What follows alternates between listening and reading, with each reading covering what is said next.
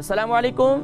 وعلیکم السلام جی میری بہن، میں سائمہ بول رہی ہوں، آپ کا پروگرام بہت اچھا جا رہا ہے ماشاءاللہ۔ تھینک یو ویری مچ، بہت شکریہ۔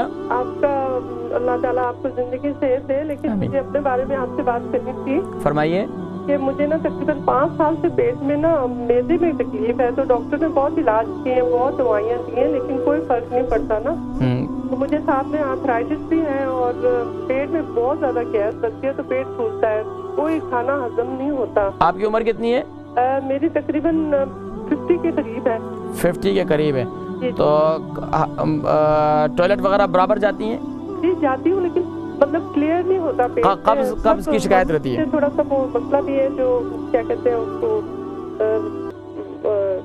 سمجھا نہیں سکتی، شاید آپ کو تھوڑا مجھے اچھا نہیں لگ رہا۔ چلیں کوئی بات نہیں ہے، میں سمجھ گیا، میں انشاءاللہ ذکر کرتا ہوں۔ آپ پروگرام دیکھیں، میں ذکر کرتا ہوں، میں سمجھ گیا، ٹھیک ہے۔ بہن سائمہ ہے، 55 سال ان کی عمر ہے، اور بتا رہی ہیں کہ 5 سال سے یہ معدے کا 5 سال سے معدے، ان کی امی غالباً ہیں، ان کی امی جو ہے 5 سال سے معدے کا شکار ہیں۔